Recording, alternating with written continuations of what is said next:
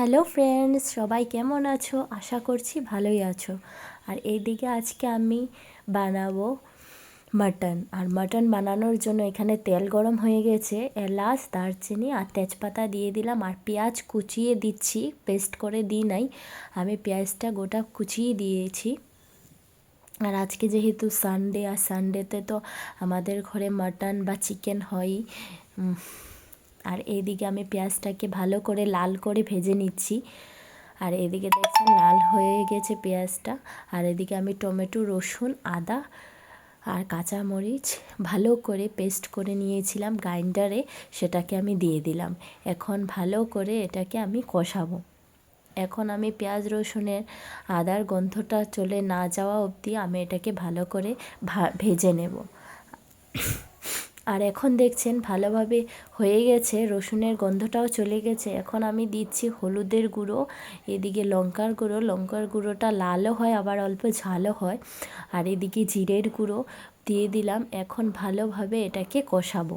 আর mutton রান্না করতে অনেকক্ষণ টাইম লাগে, সেজন্য আমি লাস্টেই বসালাম মাটনটা। আর এদিকে আমি ভালো করে ভেজে নিচ্ছি।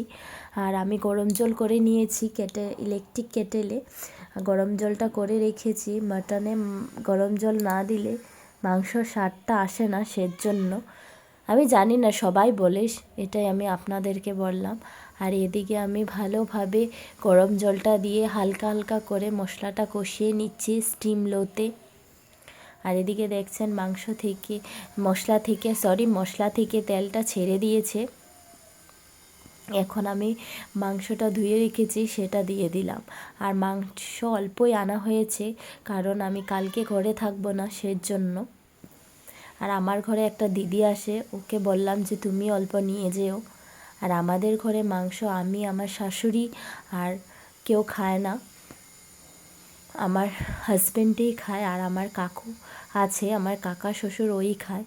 আর এদিকে দেখছেন মাংস থেকে তেলটা ছেড়ে দিয়েছে। এখন আমি জলটা দিয়ে দেব।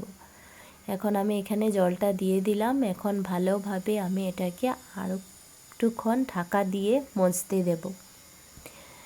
চলুন, আপনাদের সাথে পরে দেখা হচ্ছে। এদিকে দেখছেন মাংসটা হয়ে গেছে। ভিডিওটি কেমন লেগেছে অবশ্যই কমেন্ট করে জানাবেন।